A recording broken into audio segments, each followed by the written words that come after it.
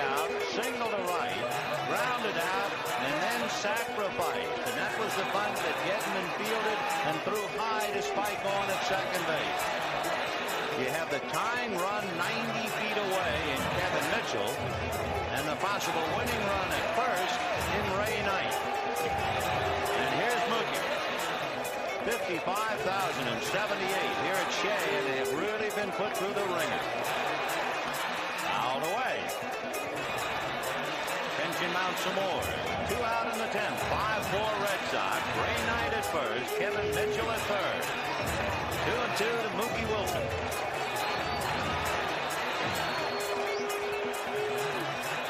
And it's going to go to the backstop. Here comes Mitchell to score the tying run. And Ray Knight is at second base.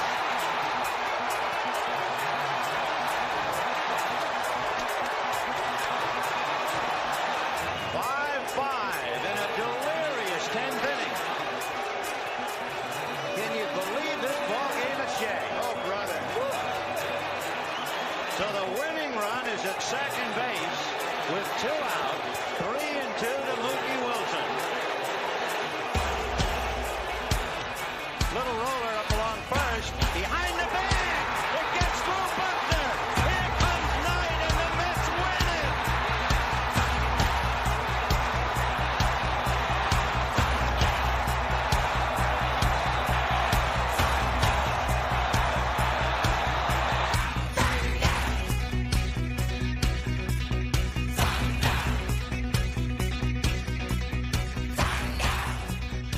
Welcome to another episode of the Behind the Bag podcast. I'm your host, Deku. You may be asking, Dek who?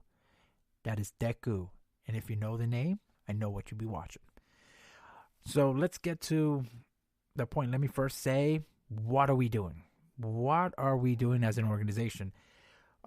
First of all, from the last podcast, we lose out on Kyle Tucker, goes to LA.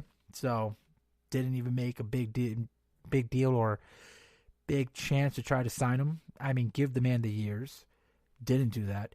Then we try to stay face, and I called it a desperate signing to Bo Bichette, shortstop, infield that we're going to convert to a third baseman. So we signed him for 3 years for $126 million. A little overpriced for him. I get it. He's a decent hitter. He knows what, got his ERA and points up. I get it. But we are not making moves. Honestly, to make an upset, and you want to be like LA, and Steve Cohen says he wants to be the East Coast LA, you sign freaking Tucker to his long deal, sign Bellinger, and then sign freaking Bichette at all. So now, let's see. Let's dissect this new thing that they've done. So you lose out on Kyle Tucker. So you try to stay face and you get Bichette. Now you're going to change him from shortstop because we already have Lindor at shortstop to third base. So then that means you knock out Beatty, which had full potential if he was playing every day. You knock out Acuna and Vientos. None of them work out because now we already know they can't play off the bench. They have to play every day. These young guys need to play every day to get production, to get better. They need to see playing time. And they're already having a hard time enough to get playing time with amongst them. And now you add him. So, from what I heard today, is now we traded Acuna for Luis Robert Jr. from the White Sox. I'm happy for Acuna, though, because hopefully he's with the White Sox. And as a baseball fan, hopefully he gets to play every day and really come into his own. It sucks that we had to lose him, but I get it. I don't know much about Luis Robert Jr. I don't know. I can't say much about him. I will have to read up about him. But okay, I see that you try to improve more on the defense. David Stern's trying to pull on defense. I get it.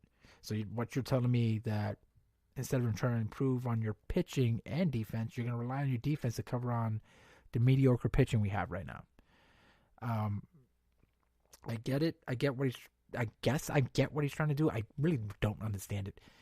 You got an owner that's saying to pay, he's willing to pay for players and this, that, and the third, but then you have a GM that's going the opposite of what the owner's saying. I think there's a bit of miscommunication on both ends. So you do that, I mean, the next job is to try to sign Bellinger, but now I'm having feelings that he may go back to the Yankees. So then what was the point of getting rid of Nemo? I don't get it. So you get rid of Nemo to have left field open and nobody to replace. Okay. So then on top of that, like on that note, you doing all this to try to produce a playoff team, which again didn't do well last year. I'm guessing you're gonna have to trade Vientos and Beatty off because they're not starting, and they both have proven they're not good off the bench. So you're stuck in that situation. You now have McNeil as your opening starter, which I don't think it's fair to McNeil. I mean, I get the kid looks like he has good talent, but you're basing and putting all your eggs in one basket and hoping that he's like another DeGrom, where he's going to become an ace. And there's no definite on that. I hope he does. I mean, he's playing the World Baseball Classic, so he got the invite. He's going, so we'll see how he does there. But then now you're going to have him start game one. And you didn't improve anything on the starting pitching. So, again, still a lot of hoes. I mean, it's almost a few weeks away before pitchers and catchers have to report. And I see no movement. And this is why I'm saying, like, I'm hoping they tank. I'm hoping the Mets tank this year. I'm hoping I'm wrong at the same time. But if they're gonna lose, I don't want them. I don't want any effort. I don't want any craziness of them trying to make it a season. Just fucking flunk. Just flunk. Get 79 wins or fucking 71 wins and be the worst team in the East Coast, and just shit the bed. Because at least then maybe Cohen will get rid of Stearns, and then we'll get a real general manager. Because I don't know how this guy's thinking. I mean, again, like I said in my previous podcast, like the Brewers looked like they were working away from him because he was doing ridiculous trades, and I don't get his mindset. So I mean, you have an open bank, and you talk about that you want to be like the East Coast of LA, but you're not doing moves like LA. We should have signed Kyle Tucker to his long contract. We should sign Bellinger to his long contract. At the end of the day, there's no guarantee for baseball in 2027 because they're going to go on strike. We don't know how long that's going to be. What, 2 years maybe? Maybe 3? Who knows? It could be longer than hockey.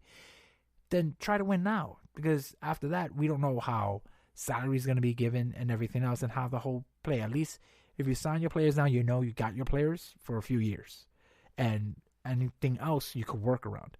But right now, we're working around with nothing. Again, we supposedly have an excellent farm system, but then we're signing players where there's no way to bring the farm system up and to give them playing time. And you sign these guys to contracts that are short-term, yeah, but, I mean, do we have any players that I know of, I don't know, that could come up now to be the replacement for Alonso? I don't see a power bat that's going to protect Soto. Again, guy's going to be walked 150 times this year. I see it. And it's funny. I want to give them a chance to see if they could do something. I want to see if something could come out of this. I mean, hopefully a trade could come up. I mean, some people are saying they're trying to believe in the process. I just don't understand the process. So how can I believe in a process that I don't understand? Because you're saying one thing and doing another. It's almost like a cheating spouse where they say they're going to do this, that, and the third, and then they do the opposite. And you can't trust them because every time they say something, it turns out to be a lie. Like, again, we need a pitching rotation. We need a freaking bullpen. I mean, I haven't seen much upgrades. There's a lot of guys that have been signed to minor league contracts, invited to spring training. Like, they're trying to find these diamonds in a rush and hopefully get lucky instead of signing pure talent that you know that's going to do well day in and day out at the end of the day. So, like, I mean, we're going to give – we signed Bichette for 3 years, $126 million from the free agents, and he's coming, you know, very good on what he was doing. His ERA was good. I mean, he was hitting a 3.11 with an 840 OPS with 18 home runs and 94 RBIs, which is good with amazing 3.5 WAR. So, okay, he's showing that he has potential, but I don't think he's going to cover down for what Alonso wrong with his bat. Yes, he did. He had a great World Series. He went 3-0. You know what I mean? Like in Game 7 of the series, he had towering 3-run home run blasts. You know what I mean? And that was good and won in the 11th inning. And that's all good and dandy. But does this anchor third base? Does this improve to the sense of makes us a guaranteed playoff team? I don't think so. I just think it's just to cover up the situation of the fact that, okay, we missed out on Tucker, so this is what we're going to do next. I don't know what's the next thing. But, again, my personal opinion, they need to sign Bellinger. If the Yankees re-sign him, then what was the point of getting rid of Nemo? I don't get that at all. Like, for the simple fact, okay, you got rid of Nemo to say that you're going to redo this whole, lineup to improve it with defense and everything, but you haven't done any moves. And I feel like Stearns is trying to make, like the free agency to come to him. Like he's going to be able to drop them to the price that he wants. And that's not always the case. And then at the end of the day, you're going to have to eat crow at the end of the day sometimes to get what you want. And he's unwilling to do that. And if you're unwilling to do that and unwilling to compromise, I don't know how you're going to try to make a playoff team.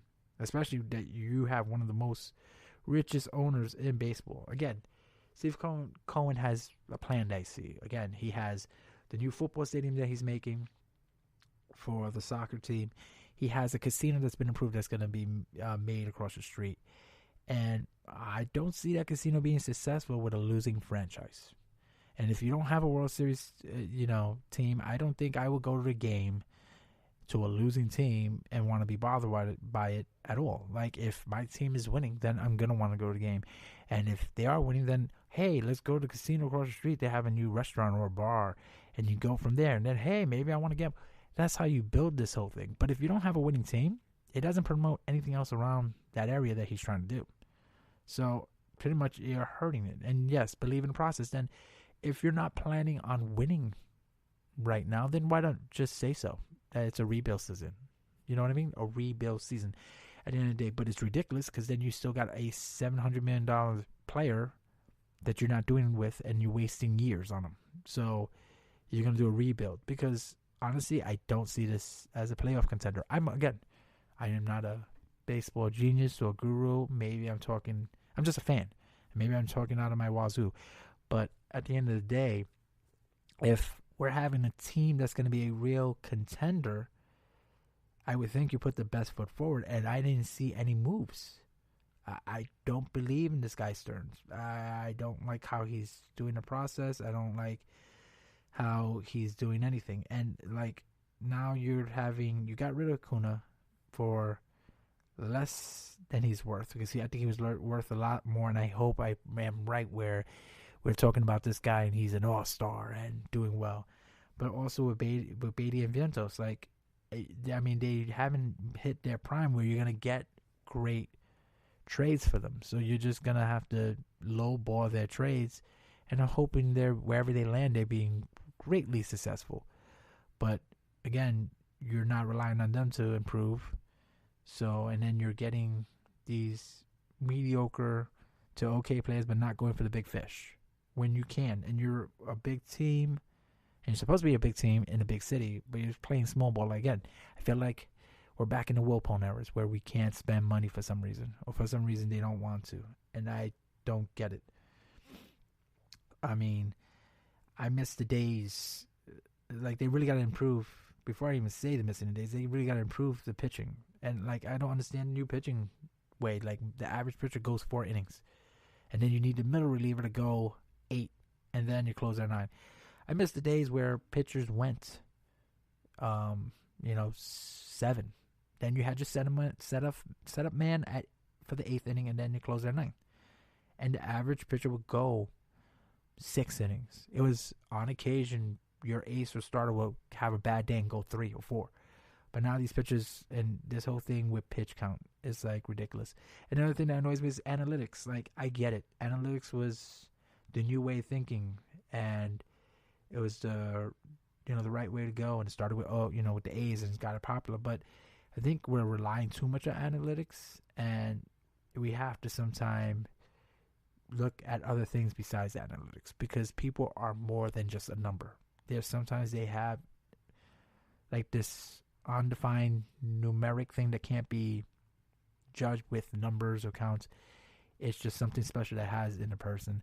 And sometimes you got to see that and ignore the analytics sometimes and go with that. You have to have an even balance. And I feel like we are at this point of it's just all analytics, and the computer's not always right. I mean, they're wrong the majority of the times. I mean, they said they used analytics that the Mets were going to win a certain amount of games, and they made it under. They said they were going to make the playoffs, and they didn't. So analytics is not always correct, and that annoys me that everything is about analytics. And you're going from analytics and we can't have pitchers go this long and that long. And again, the way baseball is, it's just too much math, too much computers. I think it needs to be a more even balanced thing. And then with that said, again, you need to be willing to spend money and be top dog. Like I said before, pay the money for the players. So you would sign Kyle Tucker to his 6-7 years. You would sign Bellinger to the same, and then you lock them in for that, and then you know they're going to be good. And then you can work on your farm system. So then when you have your farm system up and ready, 6 to 7 years is a long time, then their contract is up, and then either you trade them within their last year of the contract or let the contract run and then have the new and up-and-coming players from your farm system take over. And then as they start feeling and getting, used to it and getting better, that's how you keep on building. And then you build from there. But again, or you could do like LA and just buy everybody like the Yankees did in the 90s. And we could do that too, but we're not doing either one. And it's going to be very interesting to see how the season goes. I already have many friends and also fellow fans that are saying that they're even going to want to watch this season. Like most of them saying they're going to want to watch the first game. And then once they go to the first game, they'll be good. And I'm probably going to be the same way. I'm probably going to go to opening day. And I want to check out opening day, see how it goes, see if we win, see if we lose, and see where that goes. And then outside, like I told everybody that I talked to, I'll go to I'll watch maybe the first 10 games to see how they do. And I swear, if they're under 500 within the first 10 game, I am done. Like, I'll do this podcast once every maybe once a month to see where they're at. And if they're going the way that I think they're going, then I could prove my point. And I'm hoping Stearns is gone. Because technically now, this is his team. He got rid of everybody that he didn't put in. If he could get rid of Soto, he probably would do that too. And I'm telling you, we're going to see if this blows up in his face. Because I don't see any way that you're going to have a winning team with what you're doing. Like, I don't get it. It makes no sense to me. And I'm again, maybe because I'm not a baseball guru or a GM myself or know the inner workings. I'm just a fan, but I just don't see what comes of it. Like, again, certain people saying they like it, but I'm not seeing it at all. Like, I don't know where you actually go from here, It's going to be interesting to see what happens. Like, honestly, like, where do we go? Do they win? But if they lose, then what it means? Was I right? And if I was, then what's going to happen next year? Like, is there going to be...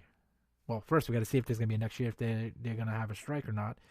But if they are, where are they going to be this coming, season and stuff like that? Where are they, where are they going to go from here is the question. And how do they go from here? Like, do we start spending money? Or who's going to be the new GM? Are they going to start spending money? Are they going to change managers and blame it on the manager? Which I really don't think it's his fault. He only could play with what he has. And he only could do so much. And after that, I mean, it's done. Like, where are you going to go? And like the first game of the regular season, it's March 26th, Mets home opener against the Pirates. And I'm going to be at that game. And we'll see how they do. And I swear to God, they get spanked. I don't think I'm going to be upset. I'm just going to be like, I knew it. It's not going to be a shocker. It's going to be like, yep. And I will make a podcast out of that. And be like, I was right. Or I'll make a podcast that I'm wrong. And I'm hoping I'm wrong. And I'm hoping that my worries of everything is non and void. It's, it's proven that I was just worried about nothing. Stearns knew what he was doing, and we're all happy, hip, hip, hooray. And we're in first place with, a 10-game lead. But I'm telling you right now, I don't see it. And usually I'm the positive one. You can ask people, I'm always saying, trust the process. This is not the same old Mets. We're going to be doing good and whatever. But the way that Stearns has done this offseason, not even giving a qualifying offer to Alonso, getting rid of McNeil and Nemo, I can understand that. But, the Alonso thing really, I think, bothers. Because I don't know where you're going to cover and get that bat from. And again, I hope Stearns has this magical thing that's going to happen before the start of the season. But again, very soon, pitchers and catchers are going to report to spring training. And what are we going to do from there? When do you start putting or making moves where you put a sufficient team on the field? I mean, Bellinger's still out there, but there's rumors that he may sign back with the Yankees. And if he does, what did that say? That means the Mets weren't interested in Bellinger, or they didn't want to do a bidding war. And I get that, but at the same time, you want to win. And then, like I said, pitchers and catchers are going to be reporting, February 10th through the 12th. And that's just around the corner. That's, maybe 3 or 4 weeks away. And then we're there. 3 weeks away. Starts that Tuesday.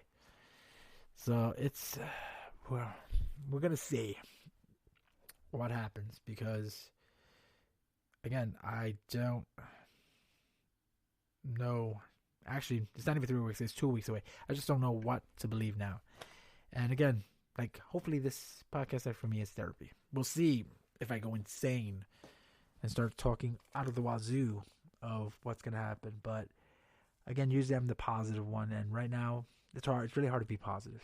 Again, to try to say that this team is on the way to greatness, or even winning our division or playoff contention, when we're not making moves that we should be, or that we're able to make. So, unbeknownst, maybe hopefully the next podcast, who it is, maybe the next day, who knows, I could say that we signed Bellinger, and that would be nice. I'll say, okay, maybe they got a little serious, and hopefully Bellinger and maybe the little plays, that's the only way I could see that it could be some type of successful, maybe, but we have to see. Again, Bellinger has been proven he can play in New York, so that helps. But, Bichette's coming from Toronto. Again, and it's a real hard transition from coming from a place that's not always media heavy compared to coming to New York, and you're always being asked questions, and media's always involved, and you're always in the spotlight. And not many players can handle that. So we're going to see these players that we got, if they can handle that, and they can be proven. Only time will tell. But, I just wanted to bring this out before any other moves come out. And I'm last days ago, been trying to push these out so when I can. But, again, like I said, we'll see where this goes from now and where we're headed. We'll see what happens in the next few days. Hopefully something good and positive with Bellinger. If not, I may be reporting that Bellinger signed with the Yankees, or who knows. Maybe he goes with LA, and LA says the Dodgers F it, we just want him just because we can, and just sit him on the bench and he'll be a bench player. But we'll see what happens the next time around. Again, thank you for listening for my short podcast. We'll see if I can get longer. But that's just train of thoughts I have in my mind now. We'll see the moves that they do, and hope for the best. But right now, I am not a very positive Mets fan. But again, it's what else is new? That's what Mets fans are made for. We're always looking for that other shoe to drop. So again, you guys stay savvy. I say bye con Dios los chicos, and I'll hopefully be speaking to you guys soon. Hopefully I'm not positive enough. Thanks again.